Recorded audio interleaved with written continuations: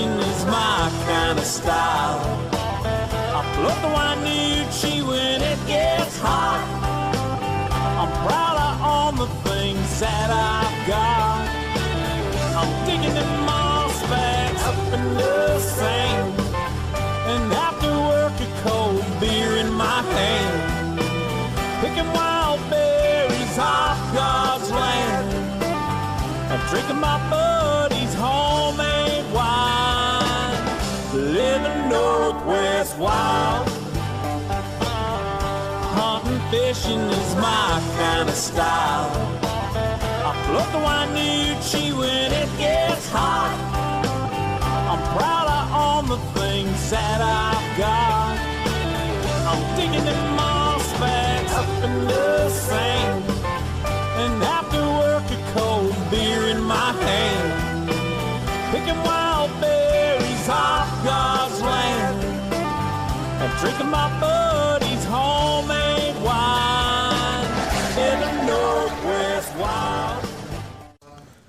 Hey, good evening and welcome Fish Out Northwest to Wayne England, Donlin back in studio. It's good to see you. Huh, buddy? That's been a long time. It feels like forever. Yeah, well, 3 weeks. Yeah, it has been from the last time you were here, because we did a show the following week with Barnum and Phelps, and then we took a week off last year with all the activity down there at Buoy 10 and whatnot, which we will get into. But yeah, so we took a week off and it actually felt pretty good. Yeah. I tell you, we've been grinding it pretty. I mean, not just this show, work environment, raising babies, raising grandkids. Yeah. I mean, life gets busy. We do our very best to bring you guys this show each and every week, and we'll continue to do so as often as we can. Once in a while, schedules kind of collide and things happen, right? So life happens. You were out on the tuna grounds chasing halibut. Some things went well. Some things were a little bit non-existent. Tough. Right. Yeah. Good water, no fish. Yeah. That weekend we had the WTC. Those tuna were about 90 to 100 nautical from Westport, and unless you had wheels, aka some serious outboards and ability to move fast and get down into that zone and then get back in that tournament day, you just weren't competing. You were on a nice boat. It just didn't move that fast, right? Oh, yeah. We were having, we were having lattes while we were cruising through the, through the slop. But yeah, those guys, there was 4 boats was it that weighed fish in that tournament. There was about 30 boats that entered.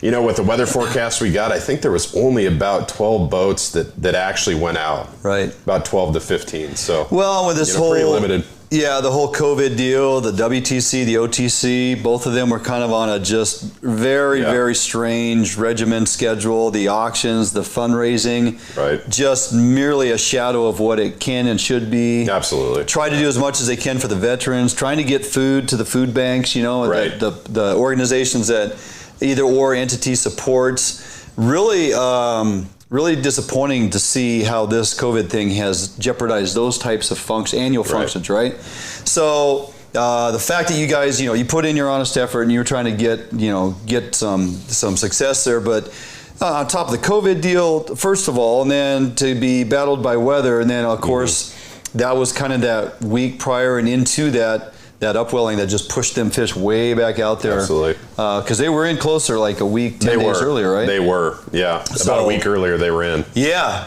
So you got into some halibut though. Yeah. Did some crabbing. Excellent halibut fishing. Got some great video. Yeah. We're going to turn into something amazing. Yep. Make you look good. Oh, thank you. I need it.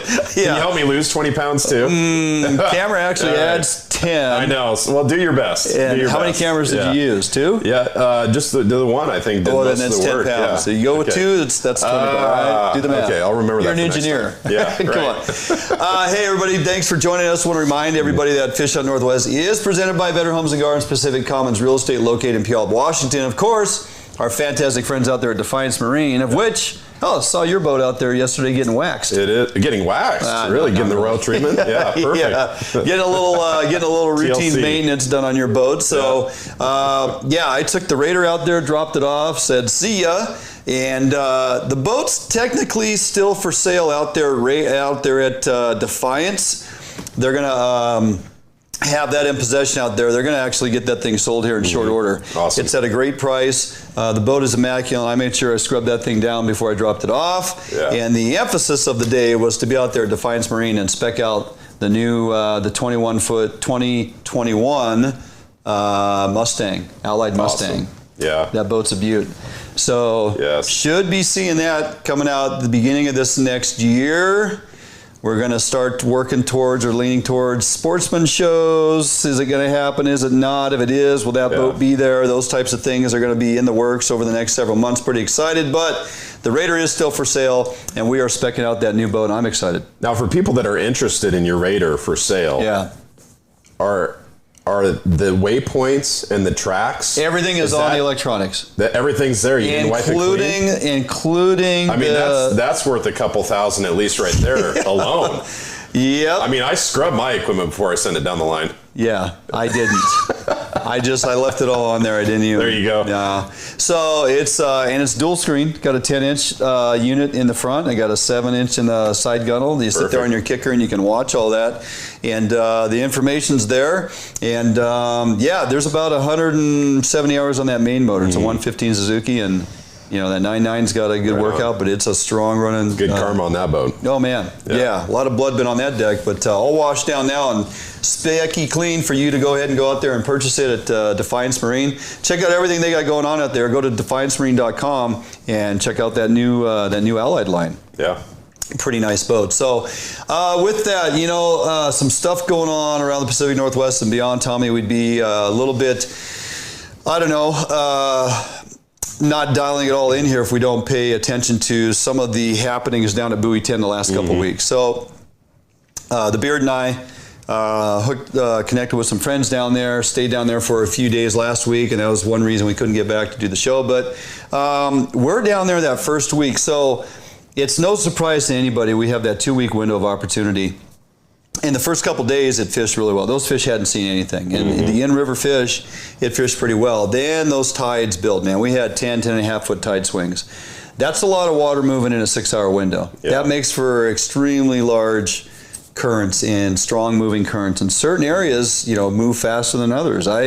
One morning I was over there just to see. I was along the ships, and we're moving 6-7 miles per hour. Wow. Go over to the Washington side, get up there in the top end, above the bridge, up in the fingers, and you're doing about 1.8. Yeah. You know, so you got to know where to be and when. Me personally, I still haven't figured all that out. I've fished it a handful of times over the years. Have not fished it for the last couple of years. Just stayed away. Narrow, you know, shortened seasons. Fishing, is it going to be good? Is it? And I was off fishing other things, Willapa, and doing other stuff with the boat.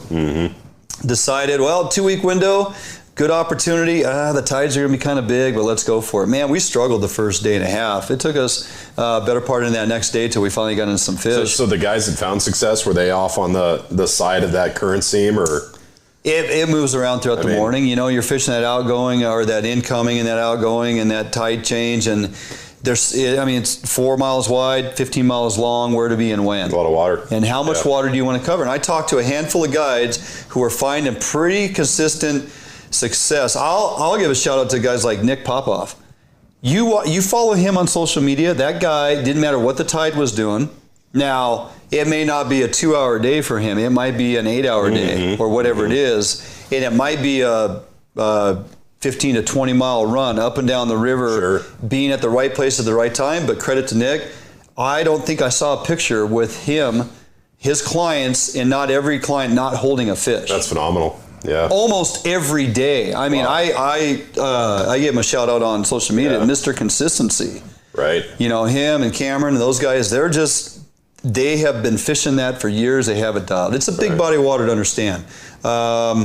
You know, it's not about making excuses. It's just like you don't know what you don't know. Yeah, right. And with all that current moving back and forth, those fish are going to get flushed into certain locations, and probably for a very short amount of time. And so you have to know where that location is, be there at the right time, and have the right presentation at that time. Yeah. And then at that next window, be at a different location. We could have 10 guys, gals who have that fishery dialed sitting in this room, and we could ask them, what is your go-to? What is your process? What is your, and you're going to get 10 different answers.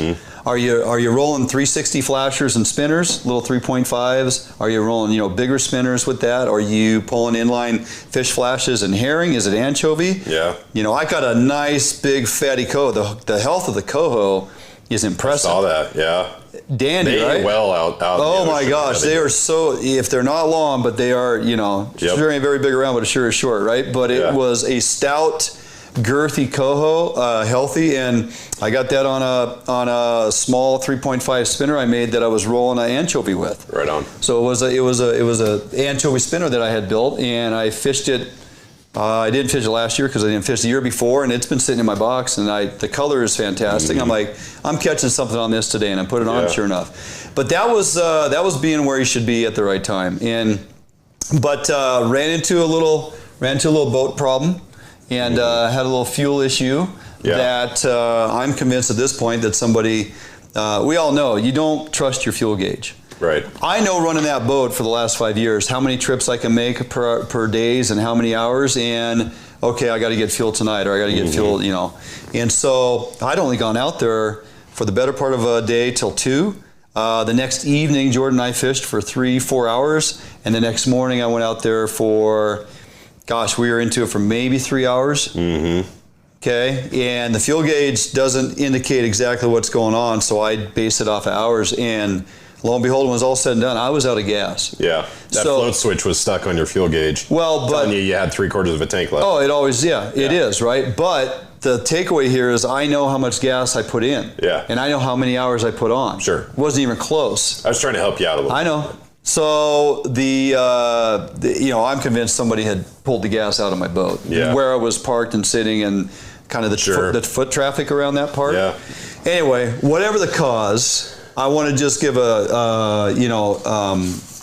a little respect to the Coast Guard Auxiliary. Yeah. Coast Guard Auxiliary. Now that being said, Jordan and I had a pretty good laugh because, first of all, motor died. Kicker motor died. We were into it at that point. There's 500 boats around us. We're in that tight group. There's boats front, back, side, everywhere. Motor dies, okay? I started back up, died right away. Told Jordan, pick up the gear. I figured if I got a fuel issue, I at least have enough fuel in my fuel line and my bulb on my main motor to get out of this group of boats. Because you think that boat accident that happened the other day while boats are under power, you think I want to be there with a strong incoming tide. Everybody at that point is fishing nose down on an incoming current. Right. You're hover fishing. Right. 1.5 miles per hour, you're hover fishing, right? And we're getting fish, and then motor dies. So pick up the gear, fire up the big motor, snake out amongst the boats, and get out in open water. Motor dies. So talked to a couple buddies, got a hold of my buddy Kyle Bushelman, who was running a trip with 6 folks. Shout out to Kyle, he came looking for us. Huge, thick fog bank rolling in off the ocean. Oh no. Couldn't see anything. Now I'm free drift, can't see, boats everywhere. Wind coming out of the west, current coming in strong, pushing us upriver. Are you in the shipping lane at this point? No. Okay. No. I was. So at least you didn't have to contend with that. No, and it was pushing me away from the shipping lane, kind of at a 45-degree angle back up towards the bridge. And we just free drifted, right? And I finally got on the radio and hailed the Coast Guard and just said, hey, non-emergent vessel assist is what I told them. They took my coordinates. They said they would be sending a boat. I don't know, 20 minutes went by. I went back to 16, hailed the Coast Guard again for an updated coordinates. Yes, Captain FHN, which I'm not, but so give them the coordinates. Eventually, an auxiliary Coast Guard boat comes out and they're circling around, they're taking information. They have to call the official professional tow company. Oh, really? Yeah, you have to call the actual professional tow company to see if they have a vessel available to come assist you, which is going to cost you several $100s. Right. But, I mean, hey, what else are we going to do? I dialed the number, nobody answered. So they were like, okay, we're good. They're about ready. They're taking my info. They're about to hook the rope up. They have a mechanical failure. Oh, no. Oh, yeah. Because it's and the Coast Guard Auxiliary, it's the whoever owns the boat. It's their personal boat, right? And these are retired guys. It's like they're a volunteer group. Right. With a lot of years on the water. Right. They understand what they're doing. Okay. They had a linkage issue. They couldn't get their boat out of reverse. So now they're doing circles around us with their kicker motor trying to resolve the linkage issue. They contacted another auxiliary vessel that came out to assist. Eventually they got to us. Those guys got their boat squared away and they gave us a wave off. Long story, even longer short. They hooked us up, and because of where we were, it had now, and I had to throw out my anchor. Oh, you did? I had to sit on anchor because we got all the way back up by the bridge. We probably blew upriver in the current over 2 miles. Wow. And so now we're heading back towards the fishing fleet had moved. They're now up here by the bridge. Why? Because the fishing has moved. So I throw the anchor in 50 foot of water and we sit there for another half hour, 45 minutes. Finally, the auxiliary comes out. They hook us up.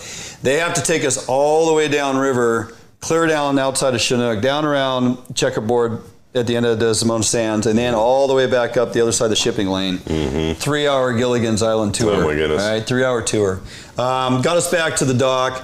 Ronald Hilberger and crew, fantastic job. Great guys. Ron and another gentleman and a lady that they're senior citizens and they're running their boats and they're assisting people. Yeah. They're on the water every day assisting when vessels are in distress or need assistance and like that. So right on. Non-emergent, no medical need, any of that stuff. So yeah, they got us back up there. We docked up and then I had to load the boat up and everything. But it was definitely a lesson learned.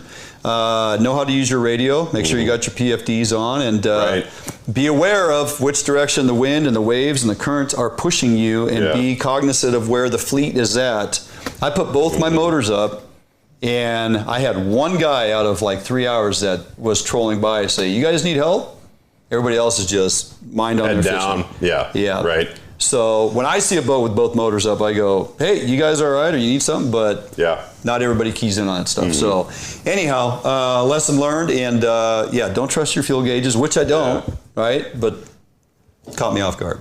Okay, we're going to jump out for a quick break. We come back, we're going to delve into the buoy thing a little later on. Yeah. We have Bill Monroe Jr. joining us, this time not to talk about fishing. If you don't know, Bill drives ambulance for AMR on his working job, right? Plus all the time he puts in on guiding. Bill was at Buoy 10 the other day when we had the accident between the two boats. Bill was right there in the middle of that thing, and his ability to be a first responder kicked in, and he was helping extricate people out of the water. He had hands on it. I contacted him. Would you be willing to have the conversation from a safety standpoint?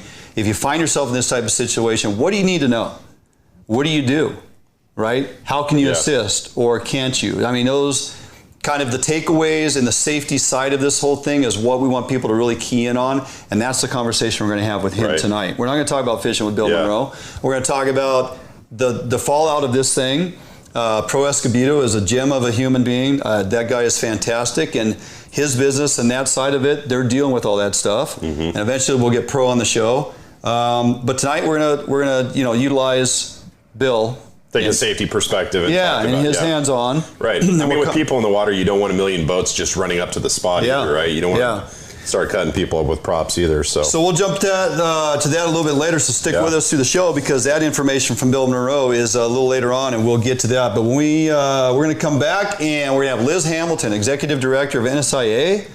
The Gillnet reform battle wages on, right, between WDFW Commission and conservation groups, CCA, NSIA, Puget Sound Anglers. A lot of people weighing in on where this is going. And if you've lost track of it, we are going to get you dialed in to show you exactly what's happening, who's in the position to make those decisions, and why. And we'll do that right after this break with Liz Hamilton. Don't go anywhere. We'll be right back in about a minute or so right here, Fish on Northwest. Marine is the one-stop shop for the Pacific Northwest angler. Whether you are looking for a small skiff to fish the Sound or rivers, or a huge offshore tuna machine, Defiance Marine has it. At Defiance Marine, be sure to power your boat with a Honda outboard package. Take advantage of the reliability and 5-year top-to-prop warranty on your Honda outboards. Our service department is always here to help and serve you as the customer. Did you know Defiance Marine has boat financing experts to help get you the best term rates on your new boat purchase? If you need financing for that new boat, call us today. We guarantee the best price, best service on a repower for your current boat. Defiance Marine is a Honda Premier dealership and one of the largest on the West Coast. Defiance Marine also carries all the gear that you will need. Everything from auxiliary kicker motors to fishing tackle and bait. Defiance Marine has certified technicians that are top-notch at their job. Some of the best in the Pacific Northwest at evaluating your boat issues and problems. Stop in today or give us a call for all your needs at Defiance Marine.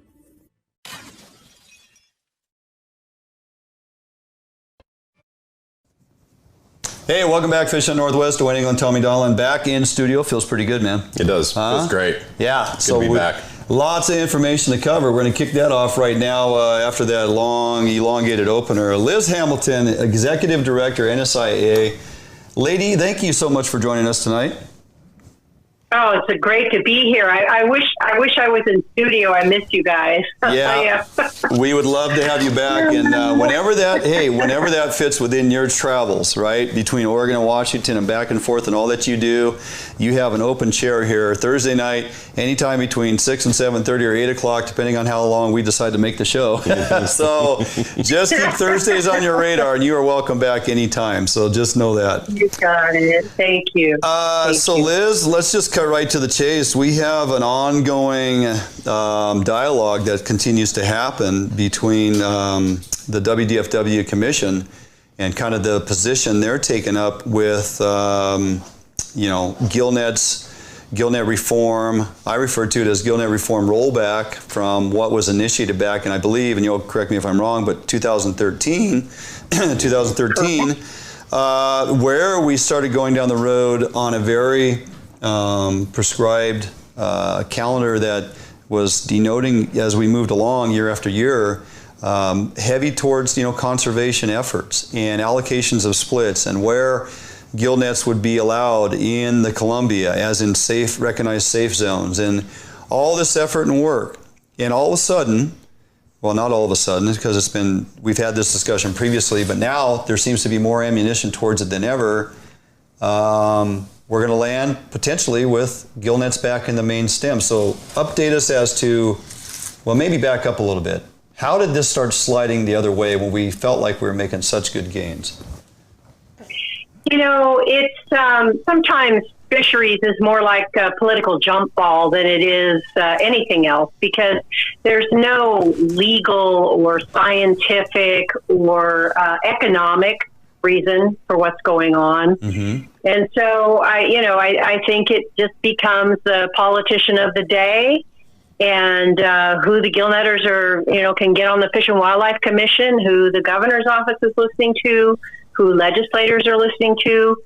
And that's a problem when you're working with a science agency. And that's a problem when the economy is, so uncertain due to COVID. So, none of it makes a lot of sense. But then that's politics, right? We all say that about politics. It doesn't make sense. Yeah. So are those gillnetters claiming an economic impact by not having gillnets in the main stem of the Columbia? Well, yes, they claim, but those claims are pretty unsubstantiated. And Dwayne, you used a word earlier. It's really stuck in my mind lately, the word reform.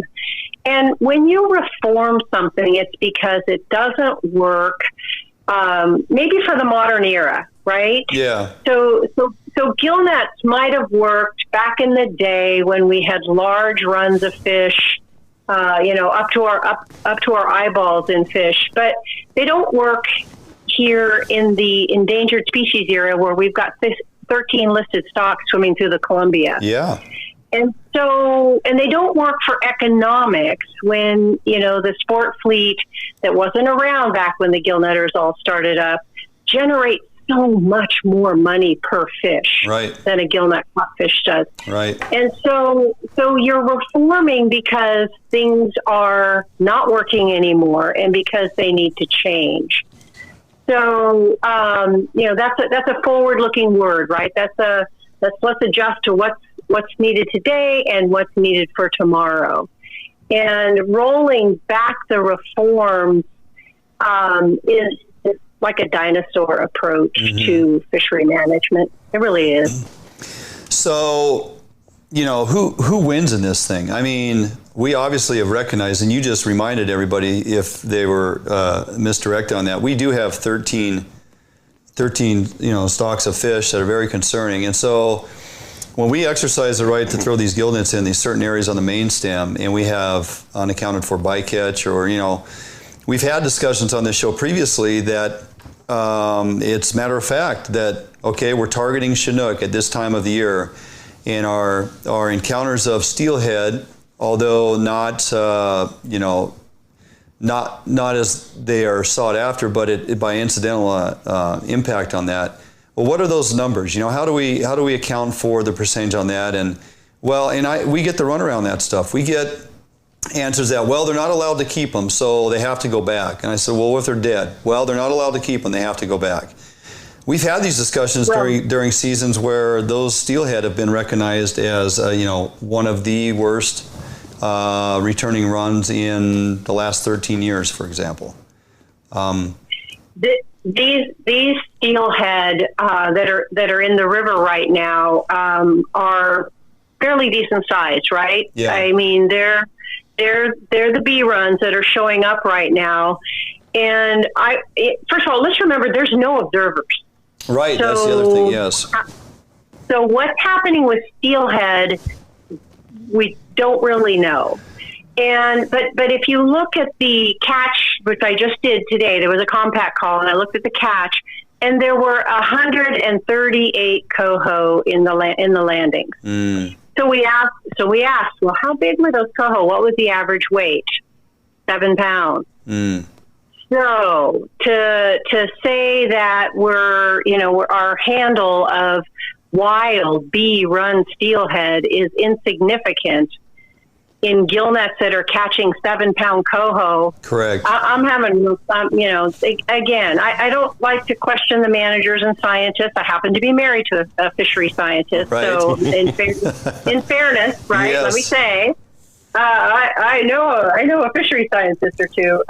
But having said that, without monitoring, I am a little uncomfortable with the steelhead handle data for sure, or lack thereof. Yeah, absolutely. So, as the commission pushes through on this thing, I mean, how do they justify this about face on this when it was promised to the recreational community in the name of conservation, and all that was strived for? And, there's so many hoops that this thing has jumped through to get to that forward point that we were, only to have it ripped out from under us. And now we find ourselves with a commission that is advocating to put gillnets back in the main stem. I mean, how did we get there, and who's pushing them over that finish line? I just don't see the reasoning behind this. Well, it seems to be led by two commissioners. One is new, that is Commissioner Don McIsaac, and he seems to have taken the bit on this from the get-go and has not deterred from the effort, even when the state of Oregon left the process and said, we're not finding this a good use of our time and our staff time right now, because remember, over maybe $100,000 a year to the Washington Gillnet fleet, we are gobbling up so much staff time and so much public resource time just to transfer a few fish into the Gillnet fleet. Again, if it made sense, I could explain it to you. I'm at a loss for how to explain it, because it makes zero sense. It makes zero sense from wild fish protections. It makes zero sense from economics, public trust. Yep. I can't find any. That's why I say it's got to be something political, because it's not making sense from any sort of what you might call factual standing. When do they actually do final vote on this, and what can persons do? Who can they contact? Who can they message? Who can they email to weigh in to say we need to continue with the conservation efforts of the gillnet reform that was established since 2013 and continue and realign the rules of engagement that are associated with that It's 2020. There's a certain point we should be at right now at 2020, and we're not even close on that. So how do we get back on track? What do folks need to do to support steering the commission, back to get us where we need to be? Well, I appreciate you asking that. By tomorrow, we will have on our website a letter that was signed by more than 100 businesses and NGOs, non-governmental organizations, and I mean, this was everybody that has opposed this, whether it's believe it or not, like Trout Unlimited and Wild Salmon Center and Native Fish Society. I mean, folks who don't normally partner at all right, with the sport fishing community. Yeah. But that tells you the depth of the opposition to this, on the conservation side of things. Anyway, point being, we'll put the letter up. I will put up the commission's email address so that folks can look at the letter that the coalition wrote. They can look at NSIA's letter that we wrote. They can pick and choose what they want. They can take it and attach it and send it. But I strongly encourage them to swamp the commission. They're going to make the decision on September 11th. Won't be taking any more testimony in public. Okay. So you do need to do it by email, and I would love to see that commission thousands and thousands and thousands of letters from people across the region. This isn't just about Washington State. Right. Yeah, right. Right. Yeah. Oregon too. So they can find all that information at NSIA.com. Yeah, www.nsiafishing.org. Okay. And we will get all this up there tomorrow, get posted so people can go there. And, speaking of Oregon, I think the good news on this side of the river is that they looked at all this in depth back in 2017 and made some changes. And I don't get the sense that folks on the Oregon side of the river are thinking that there's something broken that needs to change. Gotcha. Okay. Well, good. We will share your link to on our social media venues just to make sure folks can locate that. Get on there and send the commission their thoughts on this entire deal. And I would, strongly urge those folks to read the letters from NSIA and read the letters from all the representatives and those in government that signed on the letter as well. The information that's posted out there to see there is a pretty solid movement of support to make sure the commission makes the right choice moving forward. And September 11th, for most, should be a pretty easy date to remember. So, that being said. So, all right, Liz, unfortunately, we are out of time, as we always are, and never have enough. So, yes, let's make plans to get you in studio at some point so we can tackle a couple topics in one evening. That would be fantastic. Sounds great. You guys have a great weekend. Will do. You do the same. Thank you very much. Have a great evening. Bye now. All right, so Liz Hamilton, Executive Director for NSIA. If you're not familiar with Northwest Sports Fishing Industry Association, very strong advocates in the Northwest working towards conservation and helping make the right choices out there for bringing our fish back. Very strong advocates for predation control. I mean, you can go to their website and just start looking at all the things they have their hands in. It's just sad to hear the discussion, though. I mean, you heard it from Liz. Usually we would say the facts and data will set you free. Yeah. But they're getting spun, and it's a political thing, right? Completely. And it really has to do with who's on the commission and who's holding the money at the time. Yeah. And how they want to drive our fisheries. So it has to do with who's on the commission and those decisions they're making. Not paying attention to science. Right. Paying attention to lobbyists and those that are leaning hard on this thing. So how do those persons get on that commission, now that you ask? Good question. They're appointed by an individual at the top tier of our state. We'll just leave it at that. All right, going to jump out for a quick break. We come back. It is time to bring it back, my friend. Tuna Talk with Tommy. There we go. It's game time. We're going to have a rapid fire segment, maybe about 10 minutes or so is all I'm going to give you here. You're horrible. 10 minutes. Ouch. Get it done, son. Ouch. Tuna Talk with Tommy. Jump out for a quick break. We'll be right back here. Fish on Northwest. Co, an outdoor emporium, is the largest local outfitter in the Northwest since 1975, providing thousands of people affordable outdoor gear. This summer, Make your next outdoor adventure more affordable by shopping at our warehouse-style pricing. We are a local Scotty dealer, offering sales, service, and repair. Located in Fife and Seattle, come visit us today. The outdoors await you.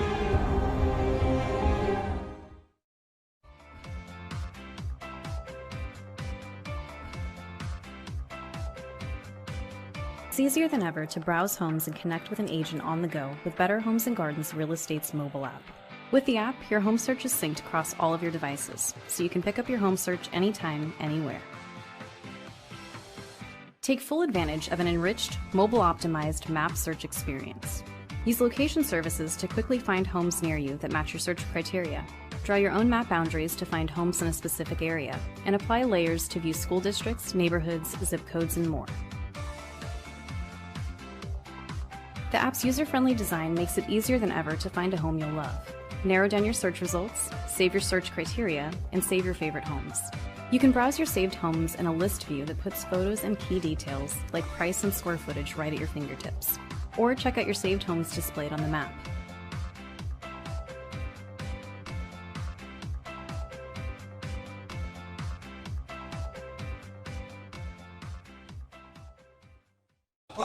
Welcome back, Fish Out Northwest. Oh, man. Things that are said at the break. We need to film our breaks and make a blooper reel. We really do. Or just have a little side camera action going and put it on right. We'll put it on Josh's Facebook page. There we go. Right? And people can just all of a sudden Josh has like 200 people tuned in. We have like 6. Yeah. What are they going to do now? So, okay. Man. So we've had a bit of a turnaround on the tuna grounds, my friend, and we're going to have Matt Messin on later on. Yeah. He runs one of Coleman's boats out there. Yeah. And he's been just killing it. Tuna, halibut, and lingcod. Been doing pretty good on all fisheries, right? Mitch Coleman today, Mark's little brother. Yeah. Little brother. Yeah, little brother. He got the halibut and albacore combination. He did. The combo trip we've talked about, but we're like, is somebody actually going to do that? Well, we need an elk though. It's not just it's tuna, halibut, elk. We need everything. Yeah. Aaron Peterson, I totally agree. Let's connect at some point this week and get a date on the books. The gorge is calling. There's going to be a lot of Chinook up there. And without fish camp, buddy, we're going to have to make some plans. Bring the beard, bring Josh, bring Tommy, bring the cameras. Have a great day up there out of the gorge for those nice big fatty Chinook that are up there in river. Right, and we're not going to count that 30 seconds you just used against my tuna time, okay? Okay, I'm back in the timer up here. All right, so speaking of which, we had a tuna season that was moving forward. And then we hit a point where we had discussions like, oh my gosh, and you kind of recapped it already with the WTC. Yeah. And they're 90 to 100 miles out. And you're just like, okay, people are not driving 100 miles for some. Yeah, I mean, if you got 3 or 4 motors, you are, on the back of your boat. So, respectively, now with the success that we've seen as of late, the tuna are much closer. They are. Explain to folks how that happens. How do they come into, they were within 40 miles? Yeah, 40, 45. Right? And then they got pushed out and now they're back in. Yeah. So well, the thing that was really super odd about this last go around is even after the big blow that we had of wind, the water had time to kind of settle down and re-firm up where the breaks were. And there was a beautiful piece of water that was directly straight out from Westport, from like the 4709 down to the 4630 and anywhere from like the 12509 out to the 12530. I mean, we went out there, we were marking bait balls, we were getting some meter marks, but we'd throw bait and nothing. We'd put some baits down deep with sinkers, nothing. And, everything was there. The recipe was there, but the tuna weren't. And then we got this huge south blow, and all of those tuna just flooded right back in. And it was almost as soon as that south wind stopped blowing enough for people to go offshore, those tuna were there. So that warm water had pushed back in and kind of set a new break. And with it, the tuna, because those tuna were hanging south of the Columbia River way offshore. Oh. And so they needed some encouragement to come back into that area. But the conditions were good before. So there's some things that you can't explain. The conditions were right. Yeah. It's just that as soon as it blew from the south, it brought them in. it was game time. And now they're here. And so how far are we going to get them right now? We'll probably touch base on that with Matt as well. Yeah, 45 to 55. Yeah, which is reasonable. And Matt's been trained to tell you that how far are they? They're as far as we need to go. Exactly. Right? We're going to go all the way. We're going to go all the way till, and they'll be there. Yeah. Right? Tell you what, we're going to go, and the tuna will be there when we get there. So. Technique at this point, this time of year, you change anything up? Yeah, it's a full-on bait game now. Yeah. It is. So I don't like to go out there and troll 7 lines. I'm talking like 3 lines or 4 lines, and each one of those rods is dedicated to an individual on the boat. And when one of them goes off, I'm coming back to neutral and I'm spinning the boat, and I'm taking one step back and I'm grabbing my bait net and throwing bait. And then as soon as those fish come into that bait, it's on. Yeah. You'll be sitting in a hot tub and all these fish are boiling right next to the boat. So folks who have never fished tuna and they're thinking about giving it a go. Yeah. But they're like, man, I just don't know if it's for me. How do you convince them to go do it? You won't regret it. It may cost you a few $100, $300-400, depending on who you're going with and what you only live once. Yeah. Okay. You only live once, and you only regret the things that you don't do. Right. And tuna fishing, despite popular belief, is the most popular fishery in the state. Okay, hands down. Are you telling me more people fish for tuna than kokanee? No, because next question. It takes a certain qualified individual to fish for tuna. Right. You got to be careful with your words. Most popular fishery in the state. Look, most exciting fishery. It definitely is. Put it in that category. Yeah, okay. Right. Something that you cannot really correlate to any other type of fishery. Put it in that category. I correlate it to sex most times. You can't say that on this show. I can't say that? I think I just did. I mean, it's the best thing you can do with your clothes on. It's like watching one of those, like in Japan, they have the 200-mile-an-hour trains. Yeah. And you're watching one go by and you can't even tell. It's just a blur. Right. And it's like taking your hook and reaching it out and hooking on that train. And going for a ride. And going for a ride. Okay. You're going to get taken for a ride. I get that. Yeah.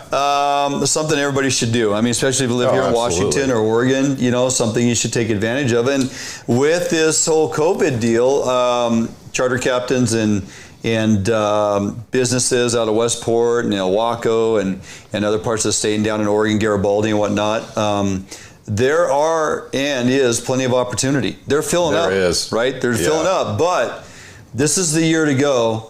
One, you're going to do a couple things. You're going to expose yourself to a fishery you've never done and you've been wanting to do. 2, you're going to find a day to book. 3, you're going to help keep these businesses alive. Absolutely. And they got a totally late start on their season this year because they were not even allowed to fish, until late in the game. So right. Definitely helps them out. But, there's one great way to learn the fishery. It doesn't matter what fishery you're doing. If I enter a new fishery, the first thing I'm going to do is look for a qualified charter captain and go with that individual so you can learn directly firsthand. Yep. And there's a lot of great charter captains out there, both in Westport and Waco. Yep. So that's the big takeaway here. It's cranking up. There's I think last weekend, a number of boats were all out fishing in a same area, and everybody was come back with great reports, pictures of everybody else's boats. I mean, guys were done at like 9:30 in the morning, 10 o'clock in the morning, and that's after a 2-hour run out. Yeah. I mean, that's like landing on the fish, and you put that first bait out, and it just gets consumed. So why wouldn't you want to go do that? So do yourself a favor. Look at a handful of operations out there. We always advocate that you jump on board with Coleman and his crew and All River Saltwater Charters, and we'll be talking to Matt Messin later on the show. So just something to think about. Go spend some of this money and get out there and stuff your freezer. Why not? Yeah, absolutely. Okay, Tuna Talk with Tommy, brought to you by Tommy.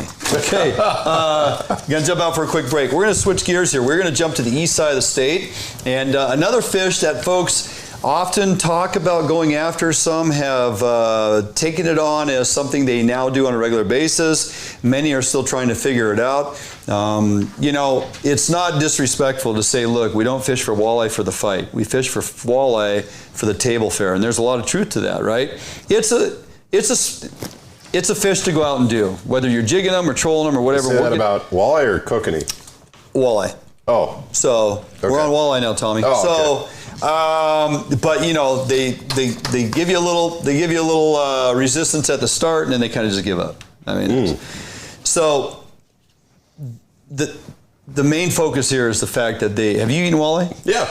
I used to fish for walleye when I was in Nebraska. It's amazing, right? It is. It's delicious. I've actually never met anybody who says they don't like walleye. Maybe if somebody on here doesn't like walleye, let us know, but you're an anomaly because everybody likes walleye. It's delicious. Yeah. Anyway, we're going to check in with Jamie Rodriguez, J-Rod, as we like to call him. He's over there on the east side, Columbia River. He's got his walleye program dialed, Max Pro Staff, phenomenal guy. Met him last year at fish camp, actually, and we were fishing for salmon. So, but nonetheless, Jamie's a great guy. He's going to get you dialed in on the east side opportunity for walleye. We come back after this quick break right here on Fish Hunt Northwest. A Northwest favorite for almost 40 years, Arima boats are manufactured with pride right here in Bremerton, Washington. Arima Boats offers all of our boats with Honda outboard packages so that you can take full advantage of the reliability and 5-year top-to-prop warranty from your Honda outboard.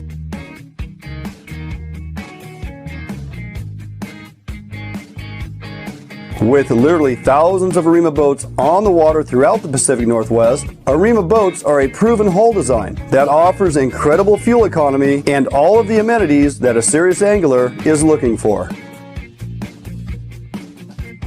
All Arima boats are built without any structural wood materials. That is why we back our boats with a lifetime warranty. All of our Arima boats are designed to maximize deck space while also providing ample seating. Contact us today at Arima Boats for all your boating needs and let us help you get out on the water. Hey, welcome back, Fish on Northwest. Wayne England, Tommy Donlin, and yes, as it would be true, I always call him Jamie, but his actual first name is Jaime. J-Rod Rodriguez. And I call him J-Rod because it's a heck of a lot easier, right? Because I can't remember that. Yeah, Jaime is so hard. Huh? Yeah, Jaime is just so hard. It doesn't work for me. There's a J, not an H. I can't help it. Anyway, J-Rod, we met last year at fish camp and spent some time on the water together. And, you know, I've been following you since then. You are not afraid to go fish for other fish, but let's face it, you are like 98% dedicated to walleye. That's kind of your thing. Max Pro Staff, and you do a fantastic job. What's going on over there right now? You're kind of focused on the Columbia River fishery at this time. Is that right? Yeah. Yep. I mainly target the Columbia from anywhere from the Tri-Cities, McNary Dam area to the John Day Dam. That's kind of the area that I kind of hone in on and zone in on. What is that? What's that fishery happening right now? I mean, how's it performing? I guess is what I'm trying to say. As far as this time of year and the numbers of fish you're getting into and the size of fish, is it pretty much on par for a normal year? You having to work for them a little bit, or is fishing pretty good? Well, since we opened back up from the closure that we had May 5th, from about that time when we were able to fish again, it was actually pretty good as far as numbers and fishing was really, really good. And right now it's kind of slowing down into like a transition period, and there could be a couple reasons why, but I know that we had all these shad run up the river, and there's plenty of bait fish in the system right now, so it makes fishing just a little bit tougher than usual, if that makes sense. Yeah, because they're not hungry. Yeah, they're just. So what are they feeding on primarily? Well, right now I'd probably say the shad, but they target, I mean, any kind of bait fish that could possibly be in the Columbia River. Like earlier, I mean, there's still have a bunch of perch. There's a bunch of perch in the system right now too. There's little baby bass, and right now is the shad. And I mean, primarily they're pretty much a predator fish, and anything that's in their strike zone, they're pretty much take it. I found shrimp in their bellies. I found crawdads, all kinds of other stuff. Interesting. So this time of year, is it based on water temperature, the presentation that you're going with? Are we trolling bottom walkers and slow death worm crawler type rigs? Are we jigging? What's the program at right now? Well, I've caught them. every which way this time. You could go out. You could literally go out right now on the Columbia River, and if you're a jigger, you want to throw a jig. If you're a crankbait guy, you want to throw a crank or the Max Smile Blade. You're going to catch fish regardless. This fishery, they just really don't. For me, they really don't dial in on just one thing. For me, I could go out. I've caught my 3 biggest fish this summer have came on those 3 different presentations. Right. I caught back in July. I caught what was it, about a 31.5 off a crankbait, and then later on in July I caught a jig off a jig, another 31, and just recently my son stuck a 31.5 off the 1.5 copper, the UV copper Max Smile Blade. So I mean, it's more or less what you want to do to target these species. Every which way will catch fish. Are you doing a lot of night fishing still, or are you mostly out in the day this time of year? Yeah. I'll actually fish night pretty much all year. The only time I really don't is when the shad are actively running, because what you end up doing is you just catch a bunch of shad when you're walleye fishing. So that doesn't that's not shad fishing is fun when you're fishing for shad, not when you're fishing for walleye. But this moon that's coming up, I believe it's September 1st or 2nd. I'm definitely going to be fishing around that moon, just because I want to have just that little edge. I think I could possibly have, because it is kind of tough fishing right now with all the bait fish in the system. So I'm gonna put all my confidence in that moon coming up, and then I'll fish the moons all the way to the pre-spawn, and then back again once the shad run next year. I night fish and day fish pretty actively throughout the whole year. Do you ever use live bait like minnows or other small bait fish? No, the only thing we're allowed to use on the Columbia River, actually I think it's just in Washington in general, is night crawlers. Live bait is actually is illegal. So no, well, but I mean, because I like to fish a lot of live bait. So you're all about the live bait. I mean, they do real good with that in the Midwest, like the Great Lakes area. Right. They have their leeches and their minnows and all that. And no, we don't have that luxury down here. Right. We're just night crawlers and plastics. That's pretty much what we're able to fish with. Let's talk about that moon phase you were kind of alluding to. So what are you looking for, and how do you set that up and plan your days based around that moon cycle? So again, I'll fish it when there's no moon, but my confidence level, it's all for walleye. A lot of it is confidence. It's whether you're throwing any kind of presentation out there, you got to have confidence in your stuff. And the moon phase, when it's a full moon, 7 days prior to that, so when it's in the waxing gibbous phase, and from the prior to the full, and about 7 days, and again, this is a general rule of thumb, and 7 days when it's waning, in the waning gibbous after the full moon, those are the time frame where I feel like I catch my best fish and my confidence level is there. Gotcha. That's the same for tuna. You want to stay away from the full moon, because what happens is at night, and this is, you look at a walleye and you look at their anatomy, and they've got that big glass eye, and they can collect all sorts of light. When you turn on that moon, it's like turning on a light, in the kitchen and letting all them silhouettes. Right. They feed all night. They just pound them and feed all night. Yeah. Right. Well, yep. And so they're low light feeders. They see very well in cloudy, dark conditions. Right. And also too, at night they actively feed. So it's a confidence level. And I love fishing at night, especially during the summer when you got, daytime temps in the hundreds. You get out, you get out and it's a little cooler, and no kidding. And you're able to catch fish. So that always makes it nice. What kind of colors seem to be getting the most results right now? You talked about a couple of different patterns you might be trying to mimic, whether it's the shad or the perch, combinations in your blacks and golds and dark greens and whatnot. What color combinations are getting it done right now? Maybe walk us through a particular rigging with a bottom walker and a length of leader on one of the max lure rigs with a slow death hook or whatever it is you're dragging. Give us that breakdown, weight, current speed and color contrast? Okay, well, when I'm bottom walking, I usually target depth.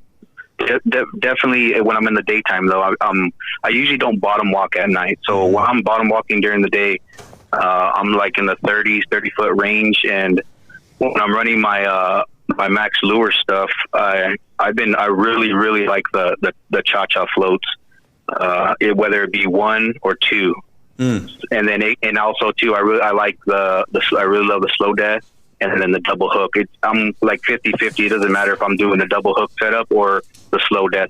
But if I have a cha-cha float, 1 or 2 on a smile blade, and right now I'm running 1.1s and the 1.5s, which those are just the size. So the 1.1 is just a little bit smaller than the 1.5. Yeah. And I can't get enough of that copper blade. I mean, those copper and the UV flowbers just, and I don't want to say that they right now are necessarily, they mimic certain bait fish, but what I've been thinking lately is if you have this whole ball of shad that all look the same, and then you got this copper blade going through it, it gives the walleye something different to see, something that they've just been seeing all day, and then maybe they might see something different and they just take it, so that's kind of something I've been kind of experimenting with lately, because it's all about, match the hatch, match what's going on, and the max stuff is perfect for that, because you could just pair it up with just about anything. You can make it look like anything that's in the system. But I'm kind of playing with right now something that just looks a little bit different than what's in there, so that might entice a strike. If you're and my leaders on that is just like 36 inches. It's kind of like your wingspan, from your, what I do is just get my leader from like my armpit down to the length of my arm. Yeah. And in that presentation, when you're bottom walking or dragging that weight, how about our troll speed? Whether you're going with or against current, are you just trying to be consistent at about a 1 mile per hour, or do you increase that at any point, or what's your troll speed? Right now, the trolling speed is anywhere from 1.3 to like 2.1. And that varies per season. Pre-spawn in the winter, I'm not that fast. In the winter, I'm 0.9 to 1.2. It's a little smaller, a little slower. Fish are more lethargic. They really don't want to exude so much energy to feed. They want something pretty sure, a sure thing. So right now, I'm anywhere from about, I think my low end is like 1.3, and my top end might be like a 2.1. But it's I kind of play with it every day. It almost seems like it's different. I just don't go out there and set it on 1.7 and just troll all day long. It's just kind of like jogging it back and forth, playing with it until you start developing a program. You start developing something that actually, okay, I caught a fish going this fast. Let's see if we could repeat that again and go from there. If you don't, you just kind of play with it. Walleye they're what they say is they're easy to catch, but they're hard to find. But once you find them and you could stay on them, then it's pretty much they're actively feeding. They're predators. They like to strike and stuff. And so speed is kind of something that you could definitely play with, especially with the trolling, the people that really like to troll. Because I'm pretty much trolling. You could cast and whatnot and all that other stuff, but trolling, if you really want to get into the walleye stuff, you have to, in my opinion, you have to really dial in the trolling method. Gotcha. Well, covered a lot of ground here, much like trolling, Tommy. Covered a lot of ground here with J-Rod. So appreciate you taking time this evening and giving us an update on the old walleye action over there. I still continue to tell you that I'm going to load up the truck and head on over and get a full day classroom session with you in the boat to really dial in my walleye fishing. So something to look forward to. But won't see you at fish camp this year as that's been canceled. So I may just have to make the jaunt over, spend some time fishing that middle Columbia, and then find you somewhere out there and say, hey, let's go get some walleye. So that sounds like fun. Yeah, absolutely. Well, we'll be in touch, J-Rod. Thanks for taking time this evening. Thanks for finally getting on the show with us. Much appreciated, buddy. Well, I appreciate you guys. And real quick, if people want any kind of tips and tricks and whatnot, they can find me at J-Rod Angling on my Facebook and or my YouTube. Perfect. I just want to throw that in there. No, appreciate you throwing that out there. All right, buddy. Have a great evening. We'll talk to you soon. All right, guys. Okay, man. Thank you very much. Take care. Bye. All right.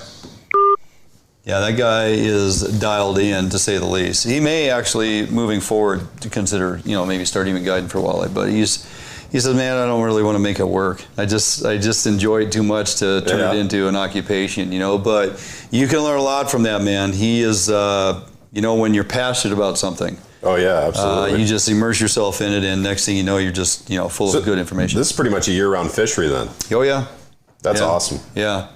It is, and there's an abundance of them. The state would like you to eradicate them out of multiple areas, especially along the Columbia, where they feel like the predation on the fry and the smolt is, insurmountable. So we're never going to overfish or outfish the walleye in a number of stretches on the Columbia. But there are some areas that are not fishing as well as they would in years past. The interest in that particular fishery has gone up tenfold. Yeah, and right. There's a lot more boats over there nowadays, talking to the east siders, that they can identify are from the west side. So, 10 years ago, we didn't talk a whole lot of walleye. But once you've done it and you've brought home a cooler full of walleye and maybe some triploids over there and a few kokanee, it's pretty bountiful. You got the buffet line.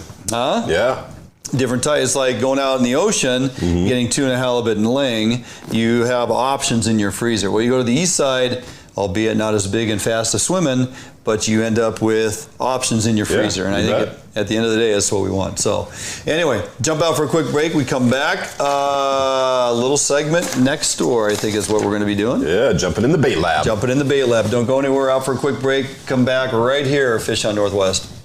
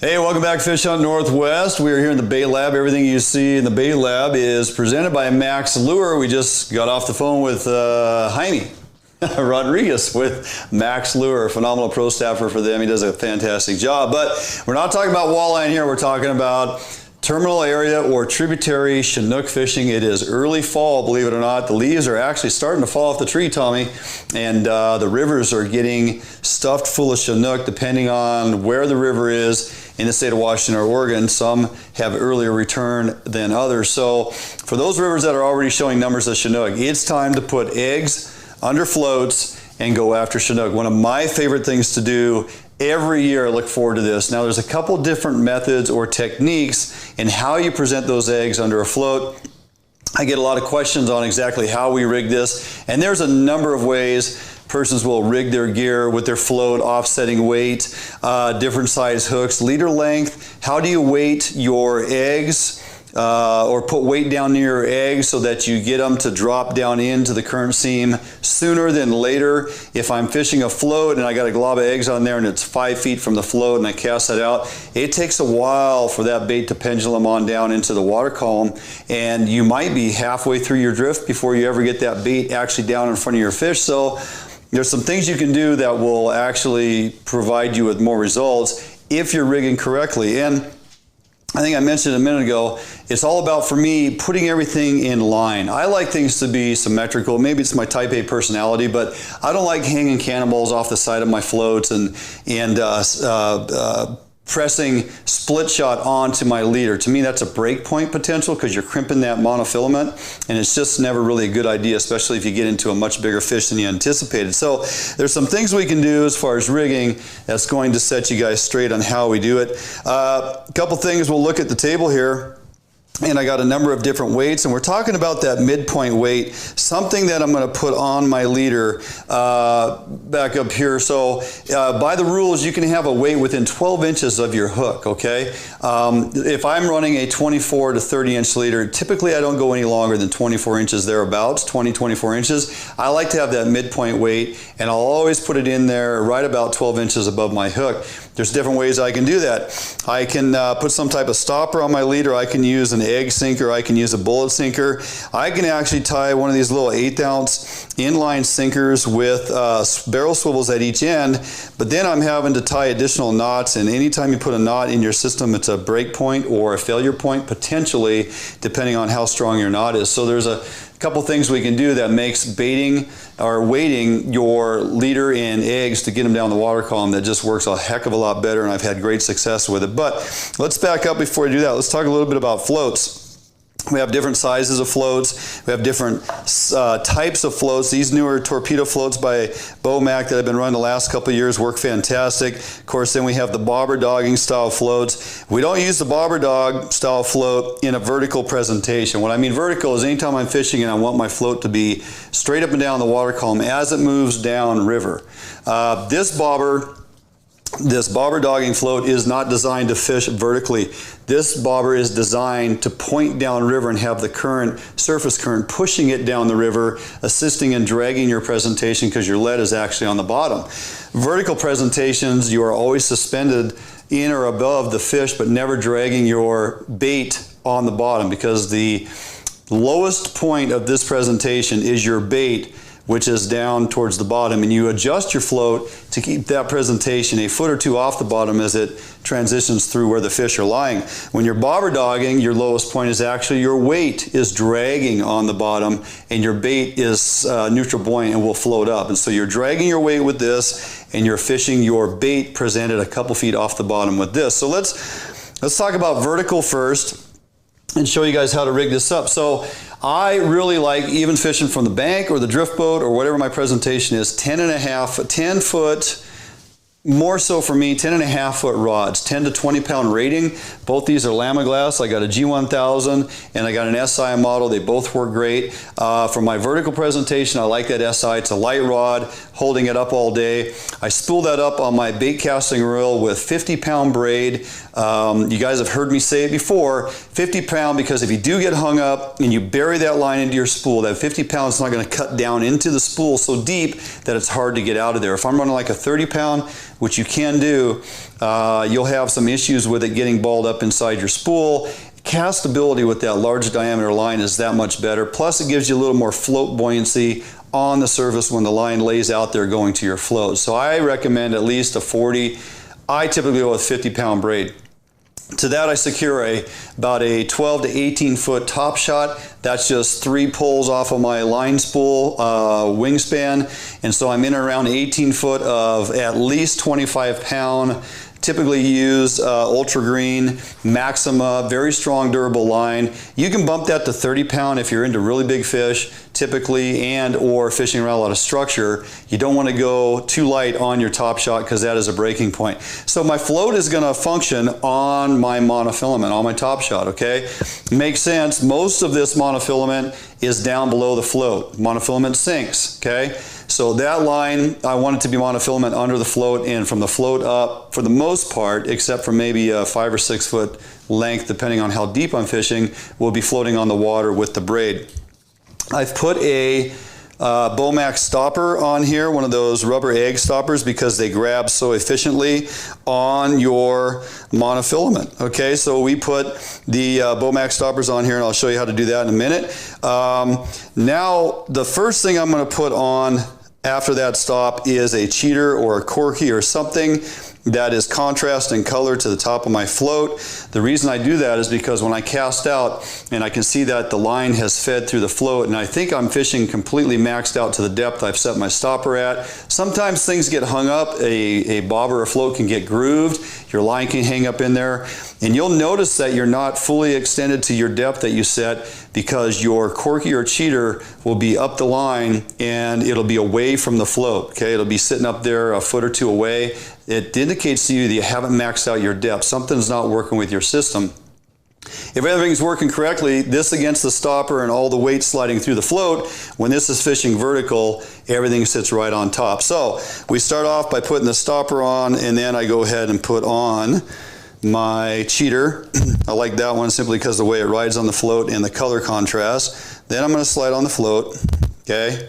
Now I have to put a protection bead, because as I tie my inline sinker, I put a protection bead above the knot, so when everything shoves down on top of it, it's not beating against the knot. So we're going to put a 6mm bead, goes on next, up the line. And then as far as these Bomax stoppers, you know, I use a few of them in this rigging. I put one for my bobber stop. I put one at the bottom end right next to my knot, because if I do get hung up and I have a fail point, and it happens to be the knot that goes to my main line, that knot can break away. But if I have a stopper right above that knot, I don't lose my float and everything else along with it. I lose the weight, I lose the hooks, and that's it. Okay, so I always recommend putting an additional stopper, and these are really great. You just simply slide that on through the eye of that wire, okay, and you're just going to pull that little rubber grommet, if I can see this, pull that rubber grommet right off of there and onto your line. So there it is against there. Pull that off. Now I'm using 25 pounds, so it's kind of thick to get it on there. But once that's on, I can slide it up out of the way now of where I'm going to tie my knot as soon as I get my pliers. Okay, we'll grab this. That thing is really tight, which is good because they don't move on your bobber stop once it's up your line. So I use those 12-pound size diameter. They're a little tough to get on there, but it's going on 25-pound mono. So once it's in place, man, it stays. You don't have to deal with it. So that stopper's on there. This is a 1-ounce float. I'm going to rig it with a 3/4 weight or a 3/4 ounce float. I'm going to put with a 5/8 ounce weight. I always have about a 1/4 ounce variable because I'm going to add eggs. So we're going to tie this weight on here. Okay, so just a real quick cinch knot on here. And if get that through there. Okay, so I'm just going to go 4 wraps. Okay, there's 1, 2, 3. Now I put these inline, you know, Bomac makes them, a handful of other companies make them, but you go with these inline weights because they're double barrel swiveled at each end, or they have a barrel swivel at each end, and they go perfectly in line and hang vertical right underneath your weight. Cut off your extra, and that's where that is. So now make sure you don't forget to slide that stopper down right on your knot so that your float and everything will come down to there. Now if I was fishing this with a 24-inch leader and it's a shallow fishery, that float's going to slide up that line until it hits that stopper, and that's where it's at. So the weight's down there, and now we'll put the leader on to show you the full depth. Now some of your fisheries, and you have to read your regulations. Some of them you can use a dual hook setup, like on this bobber dogging rig. I have a mooching rig, albeit it's tied very close together because I'm using a 3/0 hook and a size 1 stinger.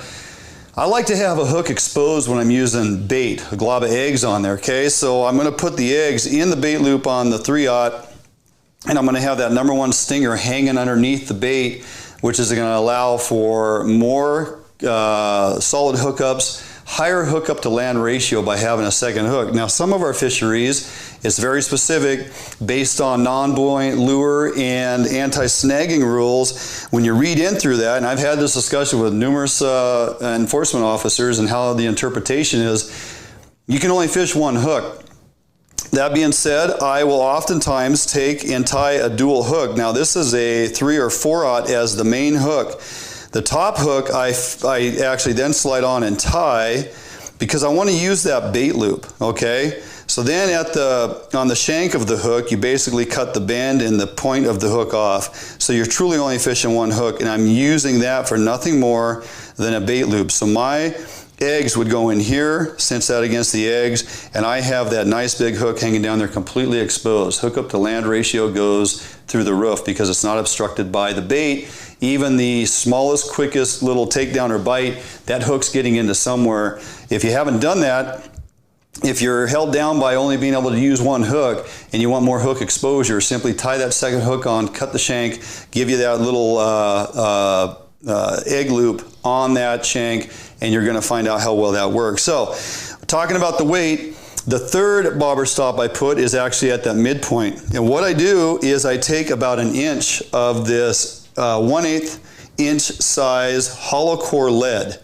Okay, you cut off about an inch, it's going to weigh about 1/8 of an ounce, and we're going to slide that down. Now for me, that just sits there. I could put an egg sinker, I can put one of those colored sinkers, I can put any of those egg or hollowed out sinkers on there, but this low profile for me, as far as that that nice straight little piece of lead, gets it done. I find that it doesn't hang up. Once in a while you extend your bobber stop too far and your presentation's dragging on the bottom. And these little egg sinkers and these bullet sinkers and other types of weights, they tend to get hung up. This nice thin little piece of lead just kind of snakes on through stuff, really doesn't grab a whole lot, okay? So that's a really easy one to do. You cut off about a 1-inch piece of that hollow core 1/8 lead, 1/8 inch lead, and you just slide that over your bobber stop. It rides there all day long. No, it doesn't put any pressure on your leader. It doesn't crimp it.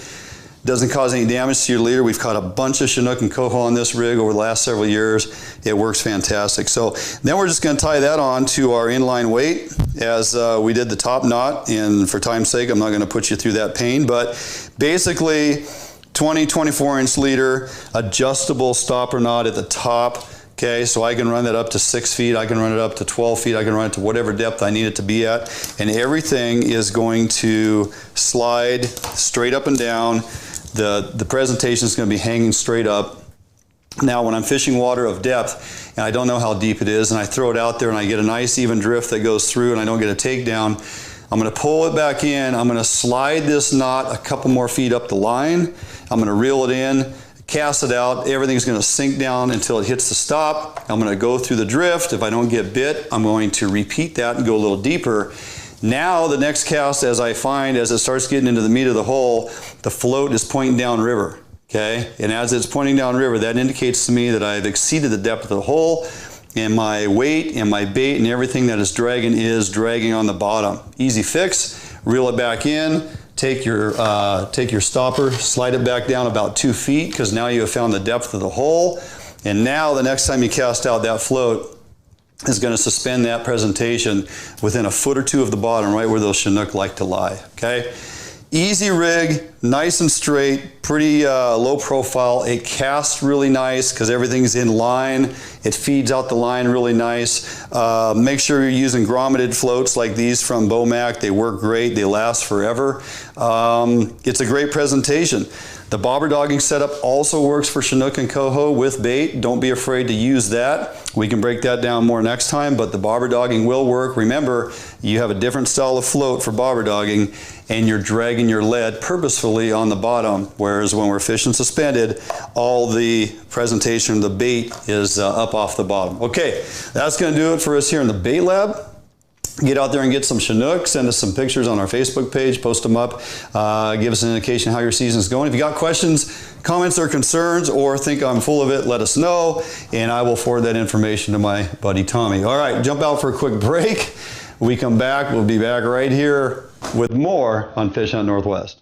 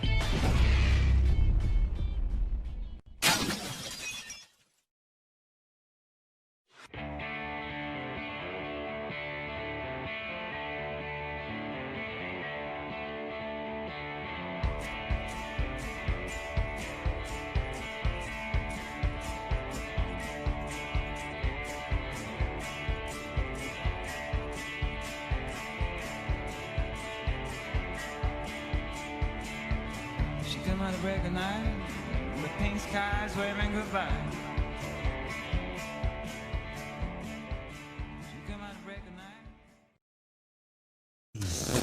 Hey, welcome back in studio to Winning on Tommy Donlin. I got to turn my earpiece down, put new batteries in. Holy smokes.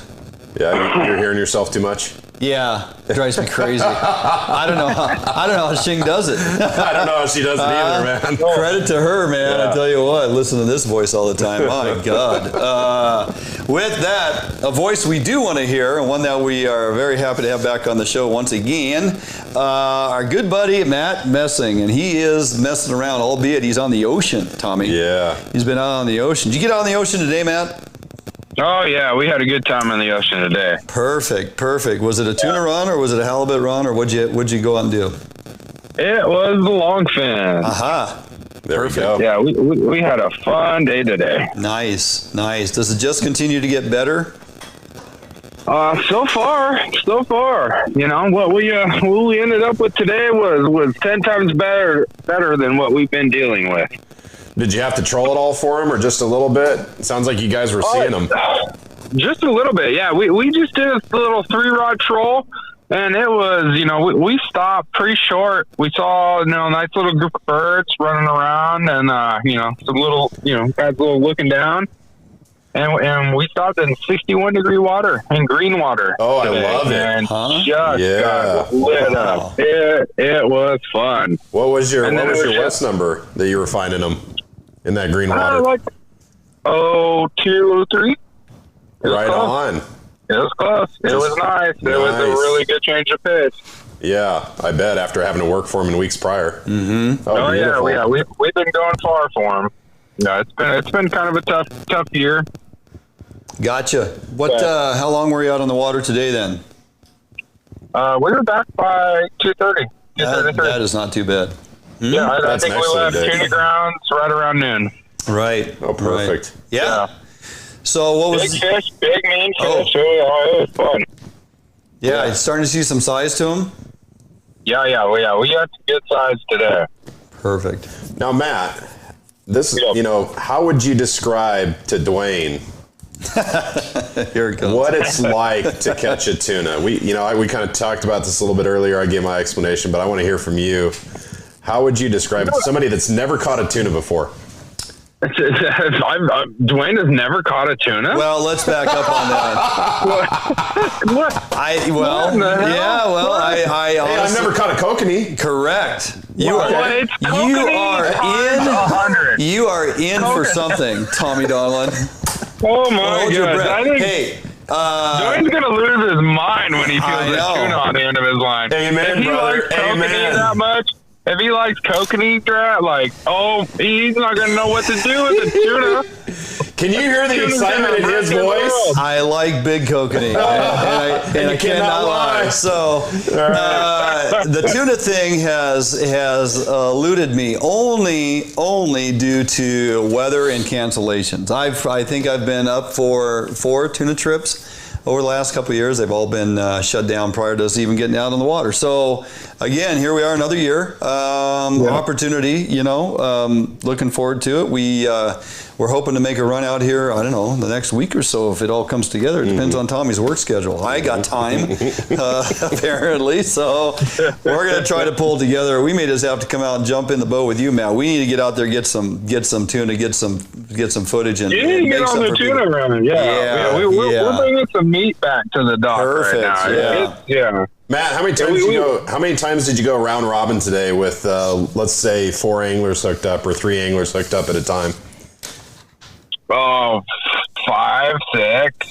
Beautiful. Yeah, it was basically like, there's some birds. Okay, let's patrol gear in. Okay, okay, stop.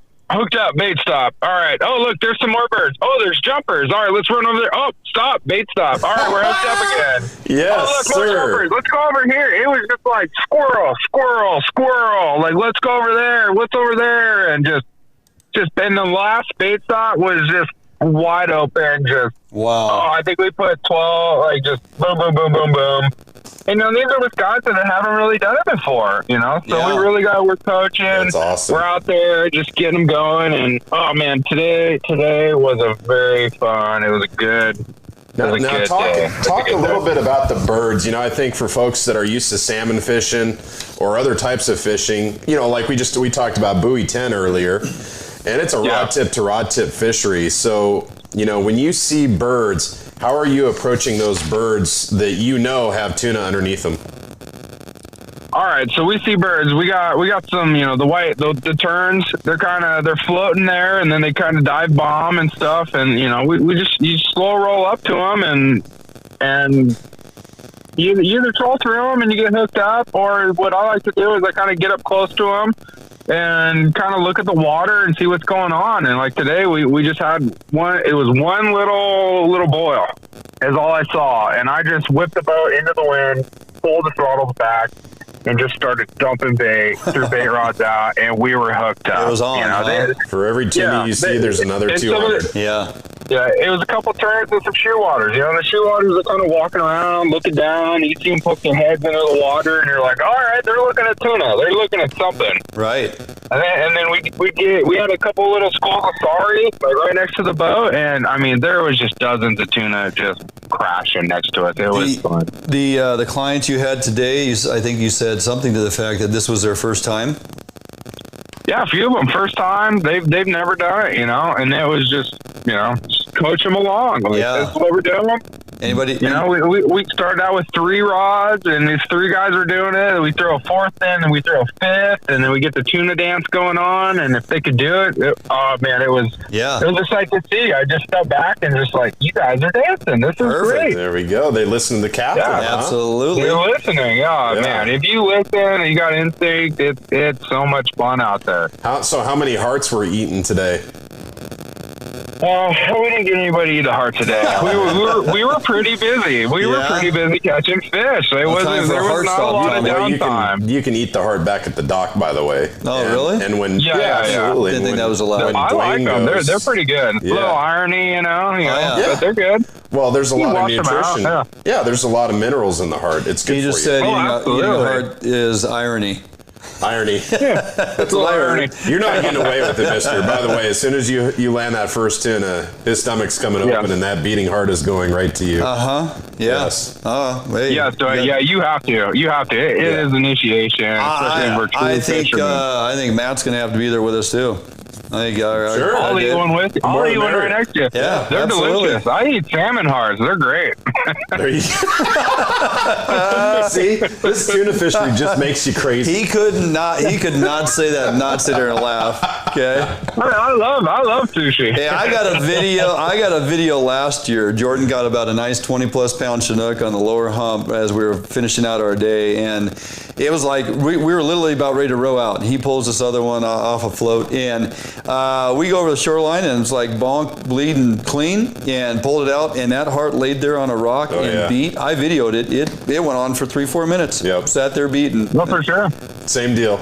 Yeah. Sometimes you get that good gap, and I've had them where I stab them to bleed them, and all of a sudden a heart falls out, and I picked them up in my hand and was just like, anybody? Free food. Yeah. Nice Chianti and some fava beans, Matt, I think you've done a wonderful job of explaining why tuna fishing is so great. Yes, that is definitely 100% dialed in. I won't be able to sleep tonight. Yeah. The fact that I get to eat an irony heart, I'm all jacked up now. Why wouldn't I? So, before we kick you loose, Heart of Gold, let's talk quickly about the halibut opportunity in Lingcod. Still, in regards to both, still producing, are they not? Halibut, yes. Lingcod, not so much. That's a long sigh. It's been tough where we're at. It seems like the Lingcod have picked up and just they're doing their own thing. Interesting. But we have not. Yeah, the halibut are there, and they're good. Yeah. Like August halibut, what the heck? I don't know.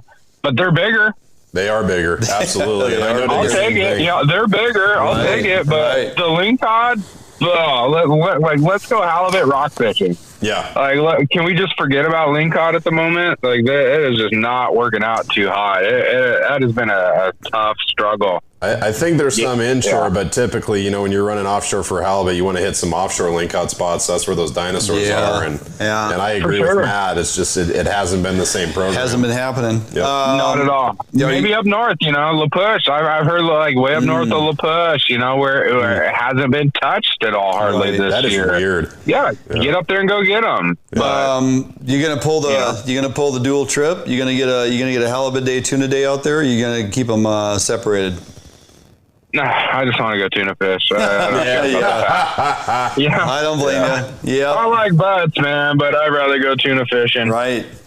Yeah. No worries there. All right, the Coleman clan, you guys are still booking trips through all River Saltwater Charters. Is that right? People get on the old website and absolutely jump on there and book a trip. Get out there, get on the tuna grounds while it's getting good.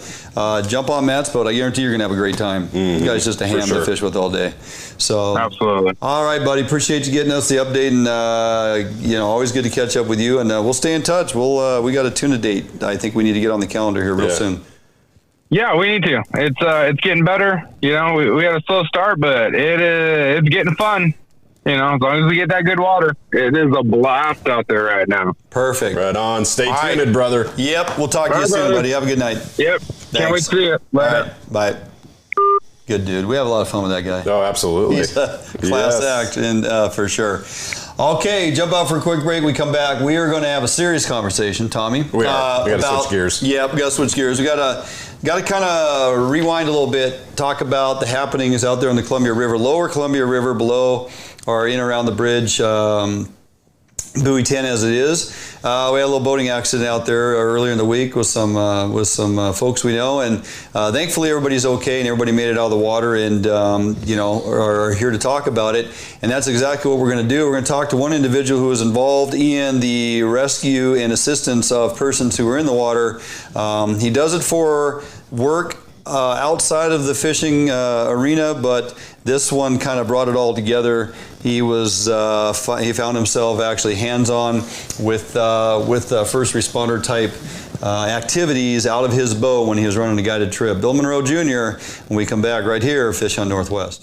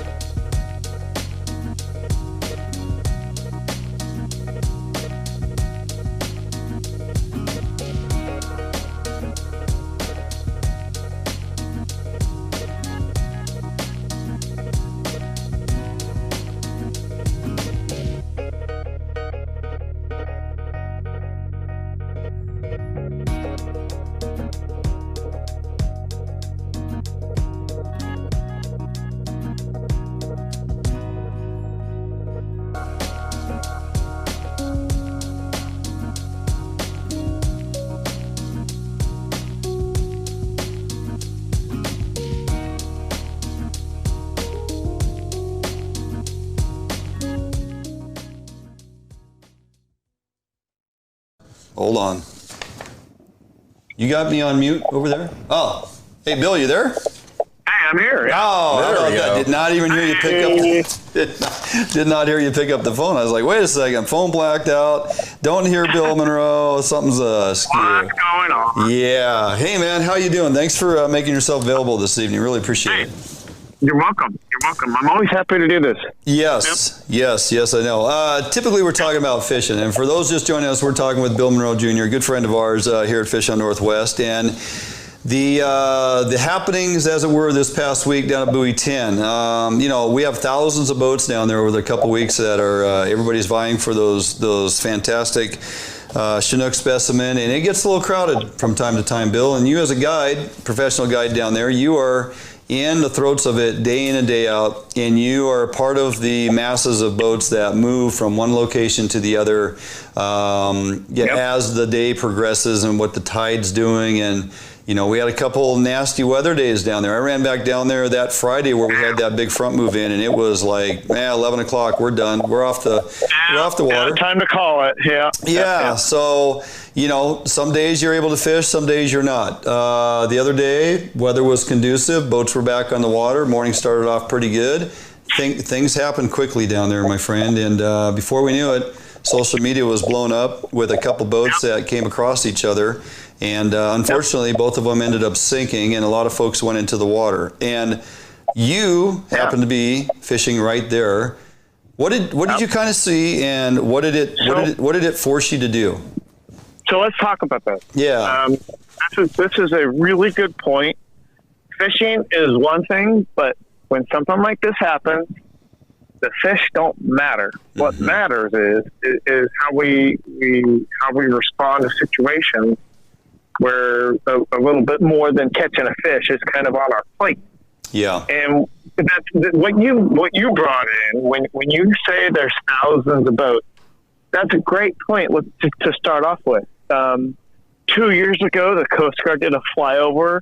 They counted in the third week of August on a third Saturday, you had 5,540 boats that they counted between Buoy 10 and Tongue Point. Oh my God. Those are the lines, right? Yeah. That is a significant number. Now this year, it's down a little bit. They did a third week of August, or the third Saturday in August count. That was obviously last weekend. They had about 4,000 even. That's still a huge number. So where this collision happened was above the Washington side of the Megla Bridge. There is a small little area that we call the humps, and when we run the humps, we're there specifically because the fish pool up in this little area. And when I say little, I'm talking about like maybe 1,000 square yards. But, that's actually pretty small when you look at the bigger picture of what Buoy 10 is capable of. So everybody knows this. And when the bites started going, it was hot. I mean, there were fish on when this started happening. The tide was just right. The sun came up, and there were probably 70, 100 fish on at once. And right in this area was about 1,200 boats. Oh, my gosh. Oh, wow. That's huge. Now, let's get into the aspect of safety. When you're trying to sit there and run on these fish, you are going to troll down, and then you're going to run laps. You're going to go back up to the top, and you're going to do it again. Right. And you're going to do it again, and you're going to do it again until you're either limited out or the bite does. Okay? Yep.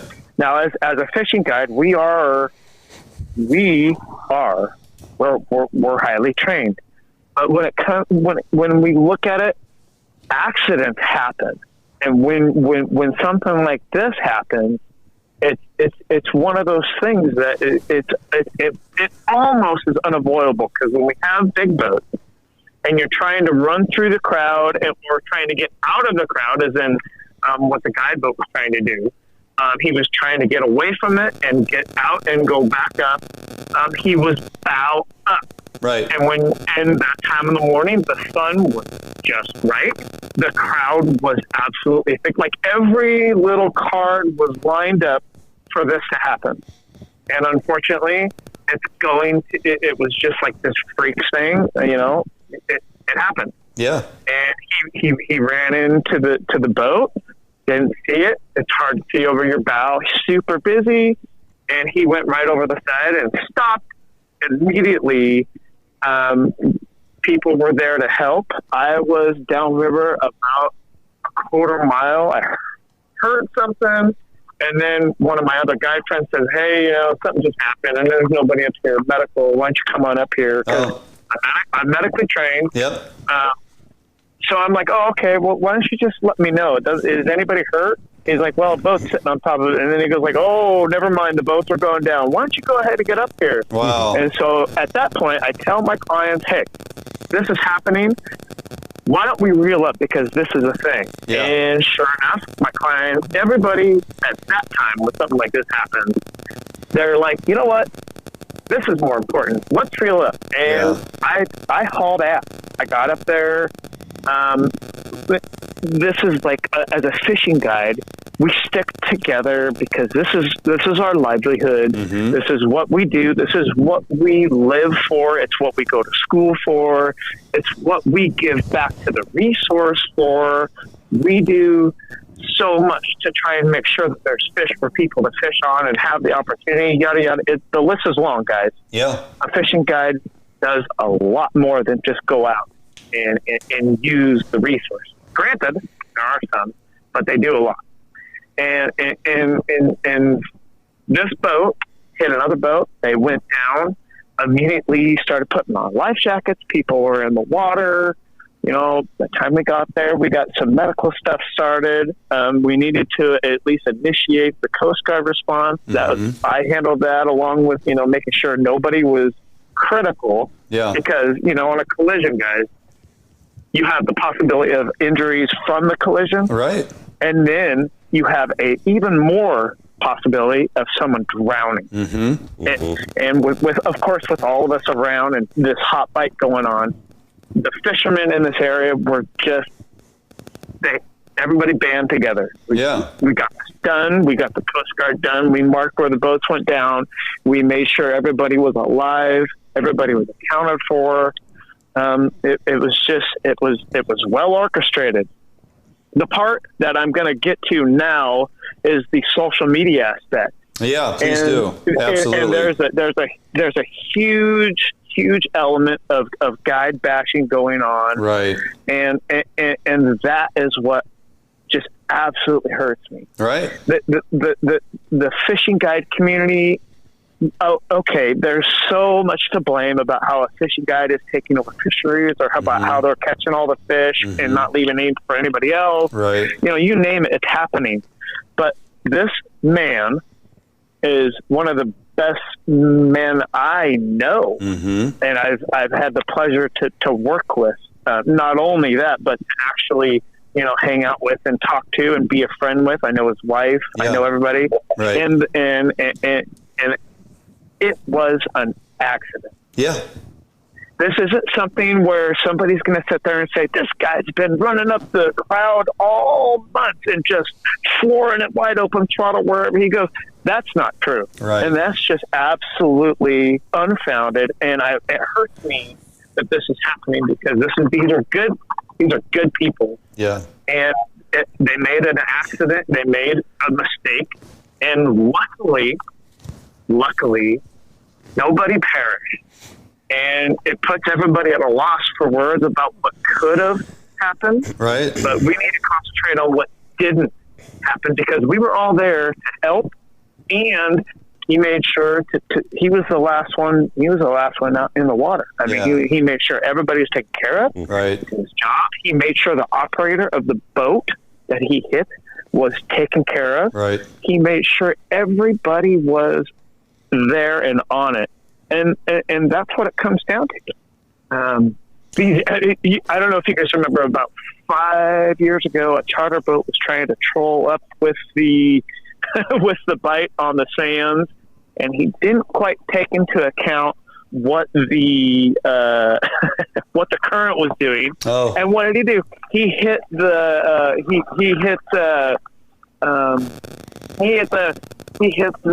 bridge because he didn't take into account what was going on. Oh, yeah. And that was an accident. He had 12 souls on board. Yeah. His boat completely flipped over to one side, and then luckily righted itself, tore the cabin off of his charter boat, all sorts of stuff. Holy cow! But that was an accident, right? Yeah, right, absolutely. I don't get the guide bashing, but again, I fish the ocean, so.